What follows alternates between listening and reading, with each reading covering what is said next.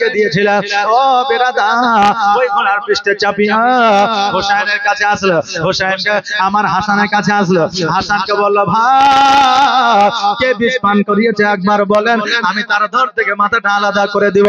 হোসেন বলে, হাসান বলেছিল, ভাই রে, বিষ পান কে করিয়েছে সেটাও আমি জানি। আমি যখন বিষ পান করেছিলাম তখন আমার জ্ঞান ছিল।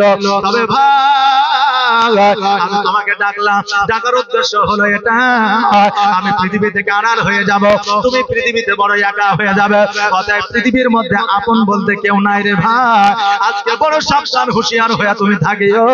কারণ হইল আজকে আমাকে যে বিষ পান করিয়েছে তুমি হয়তো পরবর্তীতে জানতে পারবে, তুমি পরবর্তীতে খোঁজ খবর নিবে, তদন্ত করবে, জানার পরে তুমি জানো তার প্রতি অত্যাচার করিও না, তাকে আঘাত করিও না, তাকে মারধর করিও না।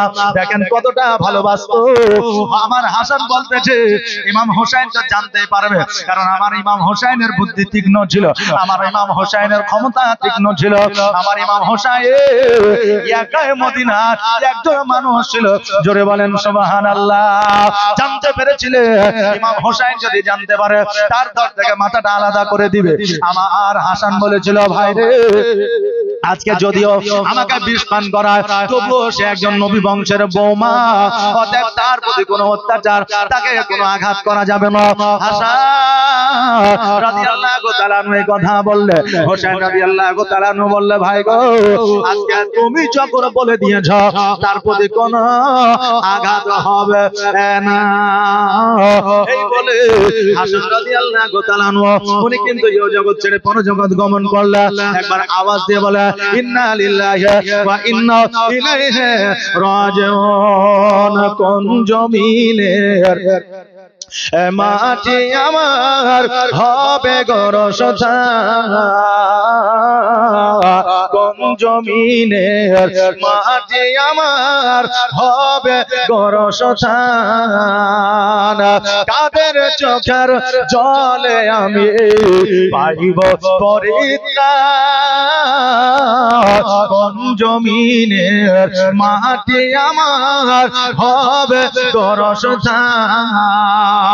আর কোথায় কবর হবে কেউ বলতে পারবে না। বেরাদানে মিল্লাত ইসলামিয়া। এবার ওই মাইমুনার আশ্বাস গেল ইয়াজিদের দরবারে। ইয়াজিদকে মাইমুনা বলতে যে কই আমার উপহার দাও। এবার ইয়াজিদ বলছে, মাইমুনা, আজকে তুমি যাকে কোলে পিঠে করে মানুষ করেছো, শৈশব কালে ছোট্ট অবস্থায় যাকে কোলে নিয়ে আদর করেছো, সোনামণি মুক্তা বলেছো, সোনার চাঁদ, আপনার চাঁদের টুকরা বলেছো, আজকে তাকে বিষ পান করে তুমি কতল করেছো, শহীদ করেছো। আজকে তাকে যদি তুমি শহীদ করতে পারো, আমি ইয়াজিদ আমাকেও তুমি শহীদ করতে পারো। এই জন্য মাইমুনা, তোমাকে উপহার টাকা মোহর দেওয়া হবে না, তোমার উপহার হলো মৃত্যুদণ্ড। সৈন্যদের বলো, সৈন্যরা যাও যাও যাও, এই মাইমুনা ঘর থেকে মাথাটাকে আলাদা করে দাও। সঙ্গে সঙ্গে তলোয়ারটা মেরে দেওয়া হলো। মাইমুনা ধর থেকে মাথাটা আলাদা হয়ে গেল। আশ্বাস বললো, আমার কি হবে? বলে, তোমারও তাই হবে। ওর ধর থেকে মাথাটা আলাদা করে দেওয়া হলো। ইংরেজিতে একটা প্রবাদ বাক্য আছে, টিট ফর ট্যাট, যেমন কর্ম তেমন ফল। আজকে ইয়াজিদ বলতেছে, আশ্বাস রে, আজকে যে ইমাম হাসান তোমাকে এত ভালোবাসে, ইমাম হাসান আজকে মারা যাওয়ার পরেও, পরজগৎ গমন করার পরেও আজকে তোমার প্রতি আঘাত করতে বারণ করেছে, তারপরেও তুমি ইমাম হাসানকে জানো না বিষ পান করিয়েছ। আজকে ইমাম এত ভালোবাসা দেওয়ার পরেও আজকে যদি তাকে বিষ পান তুমি করাইতে পারো, আমি আজ এই রাত দরবারের জন্য তুমি আমাকে যে বিষ পান করাবে না, এর কোনো মানে হতে পারে না। অনেকে মনে করে প্রথম স্ত্রী ছেড়ে দিয়ে পরবর্তীতে দ্বিতীয় স্ত্রীতে হয়তো শান্তি পাবো, কিন্তু বাবারে, প্রথম স্ত্রী ছেড়ে দেওয়ার পরে দ্বিতীয় স্ত্রীতে শান্তি খুব কম পাওয়া যায়। নারীরা মনে করে আমি যে বিবাহ করেছি আমার স্বামী রোমান্টিক নয়, আমার স্বামী আমাকে আই লাভ ইউ বলে না, আমার স্বামী আমাকে সোনামণি টিয়া জানো বলে না।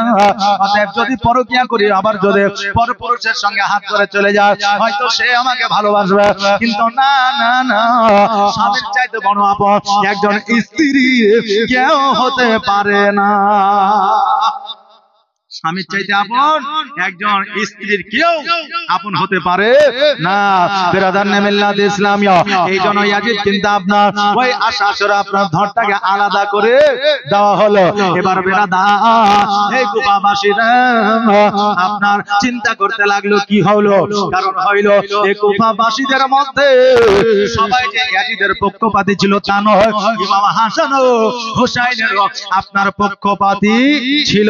এবার বিরাদার চালাকি কাকে বলে দেখেন, এইদিকে ইয়াজিদ আমার ইমাম হুসাইনকে আবার চিঠি পাঠাইতে লাগলো, পত্র পাঠাইতে লাগলো, হুসাইন আমরা কুফাবাসী তোমার কাছে বায়াত গ্রহণ করতে চাই, অতএব তুমি জলদি করে কুফায় চলে আসো। এবার হুসাইন রাদিয়াল্লাহু তাআলা আনহু উনি আপনার কুফায় আসবে, রওনা হইতেছে, রেডি হইতেছে, এমন অবস্থা। এবার হযরতে ইমামে মুসলিম বলে ভাই গো আপনি কোথায় যাইতেছেন? বলে কুফায়। বলে কেন? বলে এক এক করে 150 দোকান চিঠি পাঠিয়েছে।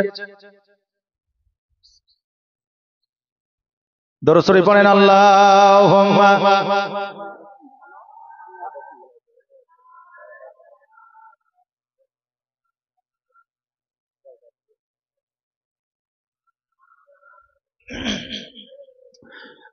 মাওলানা মুহাম্মদ। হ্যাঁ বাবাজি, ভাইরা আমার, মায়েরা, এবার বিরাদার ইমাম মুসলিম বলল ভাই গো কোথায় যাবেন? কোথায় যাবে? বলে আমি কুফাতে যাব। বলে কেন? বলে 1 থেকে 150 দোকান চিঠি এসেছে, আজকে তারা বায়াত গ্রহণ করবে। আজকে যদি আমি কুফায় হাজির না হই তারা কিয়ামতের দিন জবাব দেবে, আল্লাহ গো আমরা বায়াত গ্রহণ করতাম, নবীর আওলাদকে দেখতাম, আমাদের জীবনের গুনাহ খাতাগুলো maaf করতাম, কিন্তু হুসাইন কুফাতে আসে না, এইজন্য আমরা আমাদের জীবনের গুনাহগুলো maaf করতে পারি না, এইজন্য আমাকে কাল কিয়ামতের দিনে জবাব দিতে হতে পারে, এইজন্য আমি কুফাতে যাব। ইমামে মুসলিম রাদিয়াল্লাহু তাআলা আনহু বলল হে ভাই হুসাইন, কুফাবাসীরা ভালো নয়, কুফাবাসীরা মুখে এক কথা বলে অন্তরে আর এক কথা বলে, কারণ কুফার মানুষরা হলো বেঈমান। কুফাবাসীরা এরা পেটে এক কথা রাখে, মুখে এক কথা রাখে, অতএব এদের কথা বিশ্বাস করা যাবে না।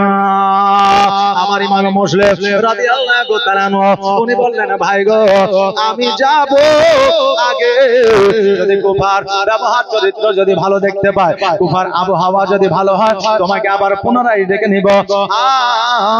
তোমাকে যদি পত্র দ্বারা না ডাকে তুমি কুফায় আর আসিবে না। আমার হোসেন রাদিয়াল্লাহু তাআলা আনহু বললে তবে ঠিক আছে রে ভাই, যাও যাও যাও, তুমি যখন যাবে বলছো, তবে যত তাড়াতাড়ি হয় আমাকে তুমি চিঠি লিখে দিও, পত্র লিখে দিও, কারণ কুফাবাসীরা যেহেতু আগ্রহী হয়ে আছে, সেহেতু আমাকে অতি জলদি আমাকে যাইতে হবে। আমার ইমাম মুসলিম বলল ঠিক আছে। সকালবেলা ইমাম মুসলিম রাদিয়াল্লাহু তাআলা আনহু যখন বাবা আপনার বের হবে, ও আপনার ঘোড়ার লাগাম কানা ধরে যখন টান দিয়েছে, ও ঘোড়া যেন আর আগে আগায় না। এবার লক্ষ্য করে দেখছে যেন ইমাম মুসলিমের 2 সন্তান যেন ঘোড়ার পা ধরে আপনার শুয়ে আছে। জোরে বলে সুবহানাল্লাহ। ইমাম মুসলিম রাদিয়াল্লাহু তাআলা আনহু জলদি করে ঘোড়া থেকে নামলে 2 সন্তানকে বুকের মধ্যে জড়ায়া ধরলেন, আর ধরার পরে বললেন বেটা রে আজকে ঘোড়ার পা ধরে বসে আছো কারণ কি? বলে আব্বা গো আমাদের জগতে মা নয়, মাকে আমরা দেখি নাই, আজকে আমাদের লালন পালন আব্বা তুমি করে যাও, আমাদের খাইয়ে তুমি দাও, আজকে আমাদের গোসল তুমি বানায়া দাও, আজকে তুমি চলে যাবা, আমরা কার কাছে থাকবো? কে আমাদের গোসল বানায়া দিবে, কে আমাদের খাওয়ায়া দেবে? আমার ইমাম মুসলিম বলল বেটা রে আজকে ইমাম হুসাইন তোমার চাচা আছে, তোমার চাচার কাছে চলে যাও, দেখভাল তোমার চাচা করবে। বলে আব্বা গো আজকে চাচার কাছে আমরা থাকবো না, আপনার সঙ্গে যেতে চাই, আপনি আমাদের সঙ্গে নিয়ে চলেন। ইমাম মুসলিম বললেন কুফাবাসীরা ভালো নয়, অতএব কুফাবাসী ভালোবাসি না, যে কোনো মুহূর্তে আঘাত করতে পারে। ওই দুই সন্তান বলল, আব্বা গো, আজকে যদি আপনাকে শহীদ করে দেয়, প্রয়োজনে আমরা শহীদ হয়ে যাব, কিন্তু আপনার সঙ্গে যাব। আব্বা গো, আপনার সঙ্গে থাকিলে আমার মায়ের মায়া মমতা ব্যথা বেদনা ভুলিয়া যেন থাকতে পারি। আব্বা, আপনি যখন না থাকেন মায়ের কথা খুবই মনে পড়ে। দেখবেন মায়ের মা যদি না থাকে, মায়ের আদর যত্ন ওপর কাউকে করতে, ওই সন্তানের দেখবেন ওই মাকে মনে পড়ে যায়। তাই বলছে, আব্বা আপনি যখন না থাকেন আদর যত্ন স্নেহ মায়া মমতা পাই না, এই জন্য মায়ের কথা মনে পড়ে যায়। আর মায়ের কথা যখন মনে পড়ে যায়, আমরা দুই ভাই যেন থাকতে পারি না।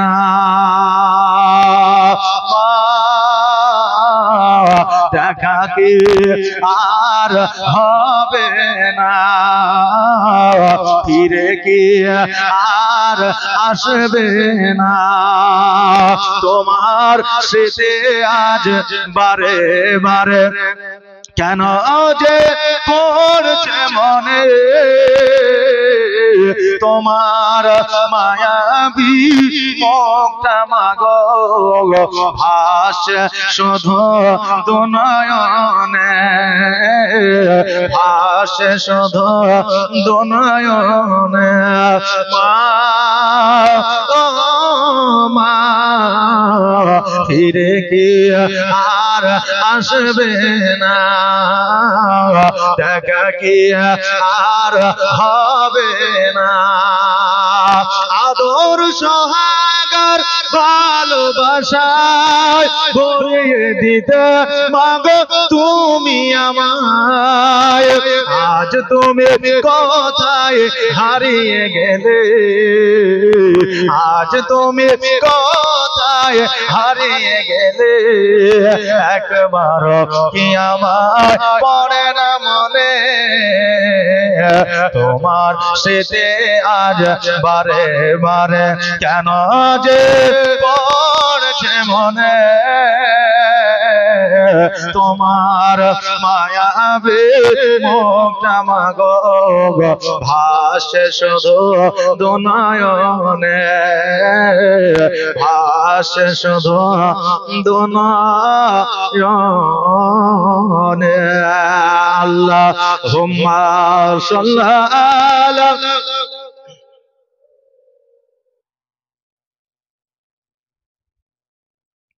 ওয়ালা আলে সাইয়্যিদিনা মুহাম্মাদ। বাবাজি ভাইরা আমার, ইমাম মুসলিম রাদিয়াল্লাহু তাআলা আনহু দুই সন্তানকে যেন আপনার ঘোড়ার পৃষ্ঠে চাপে আনিলেন আর কুফার দিকে যেন রওনা হয়ে গেলেন।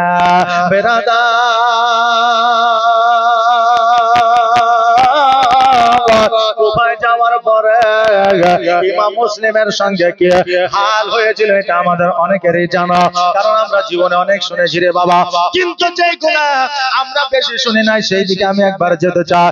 ইমাম মুসলিম রাদিয়াল্লাহু তাআলা আনহুকে বাবা ইয়াজিদ শহীদ করে দিয়েছিল।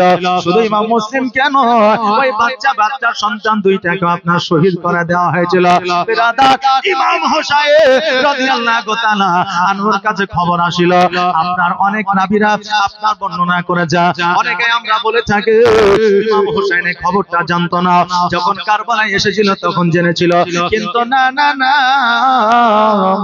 ওই দুই বাচ্চা ছেলেকে যখন সীমা মাথাটাকে আলাদা করে নদীতে ফেলে দেওয়া হয়েছিল, ভাসতে ভাসতে মদিনায় এসেছিল, আমার হোসাইন জেনে গিয়েছিল ইমাম মুসলিম আর জগতের মধ্যে নয়, তার দুই সন্তান আর জগতের মধ্যে না। যখন জেনে গেল ইমাম হোসেন বলল, হে আমার সদস্যরা, হে আমার বিবিরা, হে আমার সন্তানাদিরা, চলো চলো আমাদের কুফায় যেতে হবে। এই জন্য কুফায় যেতে হবে। আমি ইমাম হোসাইন যতক্ষণ পর্যন্ত আমি যুদ্ধ ঘোষণা না করব, যতক্ষণ পর্যন্ত পর্যন্ত ইয়াজিদের সঙ্গে আমি যুদ্ধ না করব, ততক্ষণ পর্যন্ত নবীর প্রেমিকের প্রতি অত্যাচার বন্ধ হবে না। এই জন্য হোসাইন, আমি ইয়াজিদের সঙ্গে যুদ্ধ ঘোষণা করতে আছি। যুদ্ধ ঘোষণা কে করেছিল? ইয়াজিদ না হোসাইন? হোসাইন যুদ্ধ ঘোষণা করেছিল। কারণ এখনো পর্যন্ত ইতিহাসের পাতায় জলজল করে লেখা দেখা যায় যে মুসলিমরা কোনদিন আপনার পিছনে আসে নাই, আর মুসলিমরা কোনদিন যুদ্ধে হার মানে নাই, যুদ্ধে জয়লাভ করেছে। আর আজকে আপনার যুদ্ধে জয়লাভ করেছে বলে আজকে এই পৃথিবীর মধ্যে মুসলমানরা 1 নম্বরে আছে। কথা বুঝলেন না? কিন্তু 1 নম্বরে আছে, কিন্তু আজকে আমরা মুসলমান, আমাদের মধ্যে ভেদাভেদ, আমাদের মধ্যে মারামারি, আমাদের মধ্যে হানাহানি, আজকে আমাদের মধ্যে ফেরকা ফেরকি, আজকে আমাদের মধ্যে এক ভাই অপর ভাইকে দেখতে পারে না, নাকি বলেন? যে এই জন্য আমাদের মধ্যে মহব্বত নাই, মিল নাই, একত্রিত নাই। এই জন্য বাতিল ফেরকার মানুষ, এই জন্য বেধর্মী মানুষরা আমাদেরকে চেপে ধরতে পারে। কথা বুঝলেন না? আপনি বলবেন যে 52টা দেশ মুসলমান, আজকে একটা দেশ ইসরায়েল আক্রমণ করছে ফিলিস্তিনের উপরে, কোন দেশই কিছু বলছে না। যদি একটা দেশ মুখ খুলতো তাহলে আজকে ফিলিস্তিনের লোকগুলো বেঁচে যেত। বলছি কি বলছে না? কিন্তু খবর রেখেছেন, যেই লোকটা এই কথা বলছে তারই নিজের ভাইয়ের সঙ্গে মিল নেই। এই কথা বুঝতে পারছেন আমার? যে শুধু জীবনে শুনলে হবে না, কিছু প্র্যাকটিক্যাল কথাবার্তা আমাদের শোনা দরকার আছে। যেই লোকটা বলছে ফিলিস্তিনের প্রতি অত্যাচার হচ্ছে, 52টা মুসলমান দেশ আছে, একটা দেশও মাথা উঁচু করছে না, কিছু বলছে না। যদি একটা দেশ বলে দেয় তাহলে ফিলিস্তিনের উপর অত্যাচার বন্ধ হয়ে যাবে। কিন্তু যে কথাটা বলছে তার নিজের মায়ের পেটের ভাইয়ের সঙ্গে মিল নাই। আচ্ছা বলে, তোমার নিজের মায়ের পেটের ভাইয়ের সঙ্গে যদি মিল না থাকে, একজন অপর দেশের মুসলমান আর একজন দেশের মুসলমানের সঙ্গে মহব্বত কি থাকবে? কথাটা আমার বুঝতে পারলেন? ভাইয়ের সঙ্গে যদি মিল না থাকে, মহব্বত যদি না থাকে, ভাইকে অপরজন মারছে তো ওই ভাই বলছে মারছে, ওকে ঠিকই আছে, ওর যে ভুল আছে চলার রে। কথা বললেন না বেরাদার? তাহলে আমি ভাইকে মহব্বত যদি করতে না পারি মুসলমান হয়ে, তাহলে আমাকে যদি কেউ মারে, তাহলে আমার প্রতিবেশী কি মহব্বত থাকবে? যে আমার গ্রামের লোকের কি মহব্বত থাকবে? আমার ব্লকের লোকের কি মহব্বত থাকবে? আমার থানার লোকের কি মহব্বত থাকবে? আগে নিজেকে নিজে ভালোবাসতে শিখুন, দেখেন দেশের লোক আপনাকে ভালোবাসবে। জোরে বলেন সুবহানাল্লাহ। বেরাদার, আপনি ভাইকে ভালোবাসলে প্রতিবেশীর প্রতি ভালোবাসা অটোমেটিক চলে আসবে। প্রতিবেশীকে ভালোবাসলে পুরো ভারতবর্ষের মানুষের প্রতি ভালোবাসা অটোমেটিক চলে আসবে। পুরো ভারতবর্ষের মানুষকে যদি আপনি ভালোবাসতে পারেন, বিদেশের ভিন দেশের মানুষকেও আপনি ভালোবাসতে শিখবে। এটা হচ্ছে শরীয়তি শিক্ষা। জোরে বলেন সুবহানাল্লাহ। বেরাদার, তো কথা হলো, আমি যেটা বলতেছিলাম যে হোসাইন রাদিয়াল্লাহু তাআলা আনহু বললেন যে আমি যতক্ষণ পর্যন্ত ইয়াজিদের সঙ্গে যুদ্ধ ঘোষণা না করব, ততক্ষণ পর্যন্ত আমি এই মুসলমানের প্রতি অত্যাচার বন্ধ হবে না। কিন্তু বাবা একটা জিনিস খেয়াল করেন, যে তারাও মুসলমান ছিল, কিন্তু তারা নামে মুসলমান। আর আমার ইমাম হোসাইনও মুসলমান ছিল, তারা ছিল ইয়াজিদি মুসলমান, আর এরা হলো হোসাইনে মুসলমান। বেরাদার, এখন কিছু আমাদের মধ্যে আলিম আছে, তারা বলতেছে, মোবাইল যারা ঘাটে দেখেন না, মোবাইলে যে বলতেছে যে তারা বলছে যে ইয়াজিদও মুসলমান ছিল। নাউজুবিল্লাহ মিন জালিক। বলছে কে? বলছে না যে ইয়াজিদ মুসলমান ছিল। না, ইয়াজিদ মুসলমান ছিল না। যদি ইয়াজিদ মুসলমান হতো তাহলে আওলাদে রাসূলের সঙ্গে কোনদিন বেয়াদবি করত না। নবী ছাড়া আল্লাহ পাওয়া যাবে না, আর আমার নবী বলেছে আমার আওলাদ ছাড়া আমি নবী আমাকে পাওয়া যাবে না। জোরে বলেন সুবহানাল্লাহ। তাই নবীর আওলাদকে মহব্বত করতে হবে, তবেই নবী পাওয়া যাবে, আর নবী পাওয়া গেলে খোদা পাওয়া যাবে। বেরাদার মিল্লাত ইসলামিয়া, তাই ইমাম হাসান ও হুসাইনকে মহব্বত করতে হবে কিসের মাধ্যমে? ইবাদতের মাধ্যমে। ইমাম হাসান ও হুসাইনকে মহব্বত করতে হবে কিসের মাধ্যমে? নামাজের মাধ্যমে। ইমাম হাসান ও হুসাইনকে মহব্বত করতে হবে কিসের মাধ্যমে? চোখের পানির মাধ্যমে। ইমাম হাসান ও হুসাইনকে মহব্বত করতে হবে দানের মাধ্যমে। ইমাম হাসান ও হুসাইনকে মহব্বত করা হবে না ঢোল বাজনার মাধ্যমে। হবে না। ইমাম হাসান ও হুসাইনকে মহব্বত করা হবে না লাঠি লাঠনা খেলার মাধ্যমে। এগুলা আমাদেরকে ভুল শিক্ষা দিয়েছে, একটা ভুল প্রথা। একটা কথা আপনাদের বলে দিয়ে যায়, আমাদের আপনাদের মায়েরা আগে বলতো যে মাগরিবের সময় খেতে গেলে, মাগরিবের আজান হচ্ছে, ওই সময় খেতে গেলেই বলতে খাবার খেও না। বলে কেন? বলে এখন যদি খাবারটা খেয়ে নাও তাহলে তোমার নানা নানি মারা গেছে, তাদেরকে কবরে আল্লাহ খাবার দিবে না। এরকম বলতো না আগে? কার কার জানা আছে? এরকম বলতো, আমি শুনেছি, আপনারাও শুনেছেন যে নানা নানি দাদু দাদি আত্মীয় স্বজনকে কবরে খেতে দিবে না, এই জন্য মাগরিবের আজানের সময় খাওয়া যাবে না। এটা হচ্ছে কুসংস্কার, একটা প্রথা, কিন্তু এটা কোনো দলিল বা হাদিসে নাই। আসল কথা হলো এটাই যে মাগরিবের পর থেকে নিয়ে এই আসরের পর থেকে নিয়ে মাগরিব পর্যন্ত যদি কোনো পানাহার না করা হয়, তা আমার রাসূল বলেছে ওই বান্দাকে একটা নফল রোজার সব দেওয়া হয়। জোরে বলেন সুবহানাল্লাহ। একটা আওয়াজ দিয়ে বলেন না সুবহানাল্লাহ। 12টা বাজেনি, 12টা বেজে গেছে আপনাদের। যে বক্তা আরো আছে, চিন্তা করিয়েন না, বক্তা আসছে, যে কান আছে একদিকে আর মন হচ্ছে আরেকদিকে, তাইলে হবে? একজন বাপ আর বেটা জুম্মার দিনে গোসল করে নতুন পাঞ্জাবি পরে সেন্ট দিয়ে চলে গেছে জুম্মাতে, জুম্মা পড়তে। যাওয়ার পরে বুঝলেন যুবক বেটা বাপের পাঞ্জরে বসেছে, বাপু বসে আছে। এখন মৌলভী সাহেব ওয়াজ শুরু করেছে, বুঝলেন? জুম্মাতে ওয়াজ হয় না যে, হয় তো ওয়াজ শুরু করেছে, বলছে বেটা যদি যুবক হয় বেটার বিয়ে দিয়ে দাও, বেটা যদি যথেষ্ট পরিমাণে রোজগার করুক না করুক বিয়ে দেওয়া ফরজ, ওয়াজিব, বিয়ে দিতে হবে। তখন বেটা বসে আছে, মনে মনে ভাবছে এবার যদি কাজ হয়তো হবে। বাপও আছে পাঞ্জরে, মৌলভী সাহেব ঠিক জায়গাতে ওয়াজও ধরিয়েছে।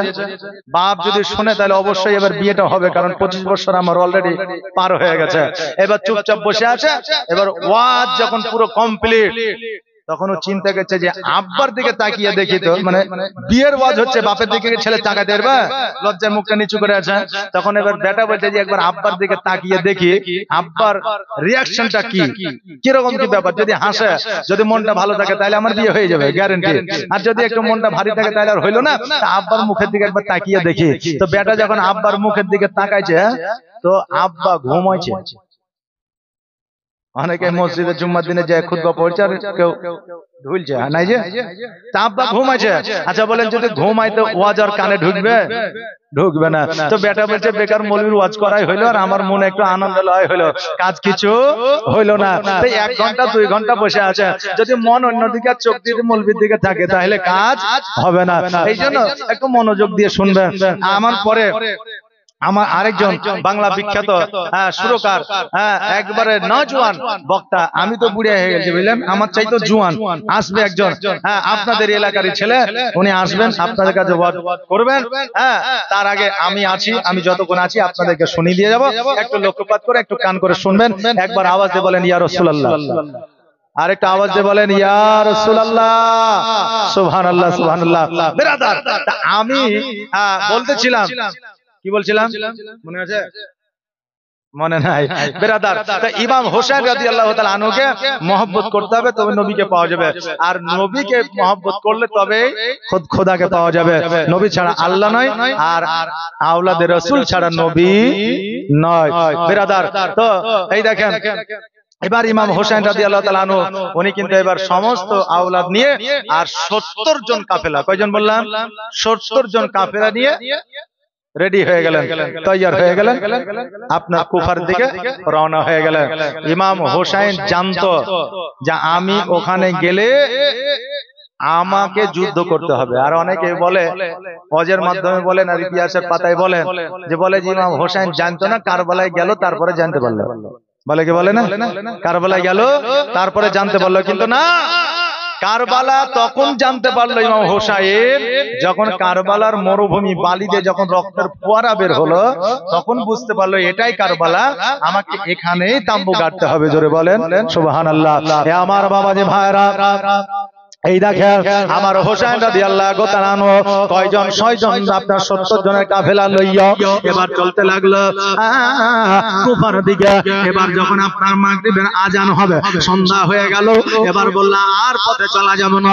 এই জন্য চলা যাবে না, রাস্তা পথে এতগুলো মানুষ আছে, আমাদের বিপদ আপদ হয়ে যেতে পারে। এই জন্য এই জায়গায় তাম্বু করে আরাম করব, সকাল বেলা আবার কুফার দিকে রওনা হয়ে যাব। এবার তাম্বু গাড়ার জন্য এবার এবার যখন একটা খুঁটে গাড়ে দিল, একটা যখন কিল আপনার পুঁতে দেওয়া হলো, আর অমনি যেন রক্তের ফোয়ারা বার হয়ে গেল। ইমাম হোসেন বলছে, বেটা রে, এই জায়গা থেকে আর অন্য কোথাও যাওয়া লাগবে না। আমার নবী যে ভবিষ্যৎবাণী করে গিয়েছিল, আজকে ওই জায়গায় আমি পৌঁছে গিয়েছি। আজকে এই যে জায়গাতে আমরা তাম্বু গাড়ছি, এই জায়গার অন্য জায়গা নয়, এই জায়গাটাই হলো কারবালার ময়দান। এই জায়গাটা কারবালার ময়দান। অতএব এই জায়গাতে ইসলাম ধর্ম ঈমান হবে। অতএব আমি হোসাইন এই জায়গা থেকে আর কোথাও যাব না। বেরাদার কাম্য দেখিয়া ইয়াজিদের লোকেরা আসিয়া ইমাম হোসেনকে বলল, হোসাইন তুমি জলদি করে মদিনায় ফিরে যাও, কারণ আমরা তোমার ভালো চাই। এই জন্য তোমাকে আমরা বলতেছি তুমি পালায়া যাও। কারণ হইল যে এই জায়গায় তুমি যদি থাকো, ইয়াজিদ তোমাকে শহীদ করে দেবে। হোসেন বলল, শোনো রে, আমি হলাম নবীর আওলাদ, আমার নাম হলো হোসাইন। আমি জানের ময়ায় প্রাণের ময়ায় পালাতে শিখিনি। আমার নবী শিখিয়েছে ইসলামের জন্য নিজের গর্দান আগিয়ে দিতে। জোরে বলেন সুবহানাল্লাহ। হোসেন রাদিয়াল্লাহু তাআলা ওই জায়গায় এশার নামাজ পড়লে, আর জামাতের শহীদ যারা ইয়াজিদের দলের লোক ছিল, তারা আমার ইমাম হোসেনের পেছনে নামাজ পড়িল। বলে ইমাম হোসেনের পিছনে নামাজ পড়িয়া এবার ইমাম হোসেনকে তারা শহীদ করার জন্য ব্যতিব্যস্ত হয়ে আছে। বলেন তাদের নামাজকে ইমাম হোসেনের পিছনে হবে হবে ইমাম সাহেবের পিছনে নামাজ পড়লেন। একটা দায়িত্ব বেহাজাল ইমাম নামাজ পড়ে নিলেন। পড়ে নেওয়ার পরে বাইরে আসলেন। আসার পরে ইমামের বিরুদ্ধে গীবত শুরু করলেন। আরে বাপরে, ইমাম সাহেব তাড়াতাড়ি করে আইসা হাত মুখ ধুলে না তাড়াতাড়ি করে নামাজে দাঁড়িয়ে গেল রে। আচ্ছা, যদি হাত মুখ ধুলে না নামাজের আগে বলেন না, মৌলভী সাহেব হাত মুখ কান ধুয়ে আসেন, যে নামাজে দাঁড়ান, আমরা দরকার হলে 2 মিনিট বসছে, কিন্তু তা আগে বলবে না, ওই পেছনেই বলবে। কথা বুঝলেন না? আচ্ছা বলেন, ওই ইমামের পিছনে নামাজ হবে হবে না? ইমামের যারা গীবত করে কিয়ামত পর্যন্ত তার পিছনে নামাজ পড়লে নামাজ হবে না। ইমাম যদি পছন্দ না হয়, ইমামকে আপনি বাতিল করে দেন, কিন্তু ইমামের পিছনে আপনি গীবত করিয়েন না, ইমামের পিছনে আপনি কোন রকম মুনাফিকিন করিয়েন না।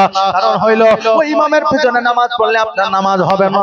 যদি ইমাম পছন্দ না হয়, ইমামকে বাতিল করে দেন, কিন্তু ইমামের পিছনে কোন রকমের কোন কথাবার্তা বলবেন না। যদি বলতে হয় বুক ফুলায় ইমামের সামনে বলেন। কথা বুঝতে পারলেন না? ইমামের সামনে বলেন, পিছনে নয়। বেরাদার ইমাম হোসেনের পেছনে নামাজ পড়িল। ইমাম হোসেনকে তারা শহীদ করার জন্য ব্যতিব্যস্ত হয়ে থাকলো। ওই নামাজ তাদের কাজে আসবে না, ওই নামাজ তাদের কাজে লাগবে না, এটা তারা জানতো। জানার পরে তারা কিন্তু প্রাধান্য দেয় না। আমার ইমাম হোসেন রাদিয়াল্লাহু তাআলা উনি কিন্তু গেলেন না। এবার ইয়াজিদ কিন্তু আপনার পানি বন্ধ করে দিল। কি বন্ধ করলো? পানি বন্ধ করলো। যে একমাত্র জব্দ যদি করতে পারা যায়, তবে পানি বন্ধ করলে জব্দ হয়ে যাবে। নারে তাকবীর, নারে রিসালাত। মাসলাক আলা হযরত জনাব মাওলানা মোহাম্মদ জিয়াউল হক সাহেব, একটা আওয়াজে বলেন জিন্দাবাদ। দেশের ছেলে তাই আওয়াজ উঠছে না নাকি? জিন্দাবাদ। নারে তাকবীর, নারে রিসালাত। সুবহানাল্লাহ। কথায় আছে দেশের বেটি ফোটা বড়ি, আছে না? আচ্ছা, কিন্তু বেরাদার আজকে আপনাদের এই দেশের সন্তান আজকে বহু জায়গায় জালসা জুলুসে যায়। আপনারা না জানলেও আমরা জানি, কারণ আমাদের কাজই এই। কথা বলেন না? বেরাদার মিল্লাত ইসলামিয়া বক্তা চলে এসেছে, আমি আর আগে যাব না। আমরা শুনেছি, ইতিহাসের পাতায় আমরা দেখেছি পানির জন্য যুদ্ধ হয়ে যায়, কিন্তু না না না, পানির জন্য নয়, একমাত্র শরীয়তের জন্য, এই ইসলামকে দণ্ডায়মান করার জন্য কারবালার ময়দানে যুদ্ধ হয়েছিল। জোরে বলে সুবহানাল্লাহ। নবীর প্রেমে জীবন দিয়েছিল, কারো প্রেমে নবীর প্রেমে আপনার জান দিয়েছিল। আজকে ওই ইমাম হোসেন কারবালার ময়দানে যদি শহীদ না হতো, নিজের মতো করে সবাই চলতো, কারণ দেশের শাসন ব্যবস্থা থাকতো না। কারণ ইয়াজিদের সঙ্গে মূলত যুদ্ধ তো তাইলে নাকি, শাসন ব্যবস্থা থাকতো না, সমাজ ব্যবস্থা থাকতো না, এই বিবাহের আবদ্ধ মানুষ থাকতো না। যে যার সঙ্গে আপনার কুকুর ছাগলের মতো ভেড়ার মতো আপনার মানুষের সম্পর্ক করতো, এই সম্পর্ক বাবা উঠে যেত। আজকে মানুষের মধ্যে মারামারি হারানি হতে এমনিতে হয়েছে, আরো হয়তো এই আপনার বিরোধিতা করতে গিয়া আমার নবীর প্রেমে আমার ইমাম হোসাইন রাদিয়াল্লাহু তাআলা আনহু কারবালার ময়দানে আপনার শহীদ হয়েছিলেন নবীর প্রেমে, নবীর ভালোবাসা। কারণ নবীকে যারা ভালোবাসলো গো তাদের জীবন ধন্য হয়ে গেল। তোমার মতো এত ভালো, তোমার মতো এত ভালো কেউ তো আমায় বাসে না, তাই তো নবী আমি তোমার দিওয়ানা। জোরে বলেন ইয়া রাসূলুল্লাহ। তোমার মতো এত ভালো, তোমার মতো এত ভালো কেউ তো আমায় বাসে না, তাই তো নবী আমি তোমার দিওয়ানা, তাই তো রাসূল আমি তোমার দিওয়ানা। ও কি শুনেছে কিতাবের লেখা, নবী ছাড়া আমার জীবন ভাগা গো, নবীজিকে ভালো না বাসিলে, নবীজিকে ভালো না বাসিলে আল্লাহ পাওয়া যাবে না, তাই তো নবী আমি তোমার দিওয়ানা। তোমার মতো এত ভালো, তোমার মতো এত ভালো কেউ তো আমার বাসে না, তাই তো নবী আমি তোমার দিওয়ানা।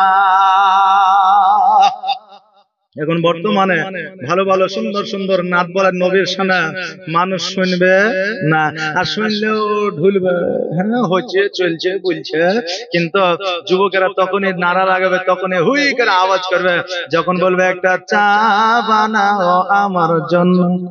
আচ্ছা বলেন এগুলা গজাল? যে এটা গজাল লয় না তোলা, এটা একটা ছন্দ, বললে গুনাহও নাই নেকিও নাই। কথা বুঝতে পারলেন না বেরাদার? আবার কেউ কেউ আবার কথায় কথা বলছে আমি পারি না আর পারি না, আমি কেন মরি না, আজরাইলকে চিনে না আমারে গো, বলছে কি বলছে না? আচ্ছা বলেন আজরাইল কি আপনাকে চিনবেন? এটা হয়? হ্যাঁ, তোমার যখন সময় হবে তখন তোমাকে ঠিক গাপ করে ধরে তুলে নিয়ে চলে যাবে, তুমি নিজেই জানতে পারো না যে বেরাদার। তো আজরাইল চিনবে না এটা নয়, আজরাইলকে সেই প্রথমেই তাকে লিস্ট দিয়ে দেওয়া হয়েছে যে এর সময়ে এর সময় আছে, একে নিয়ে যেতে হবে নাকি।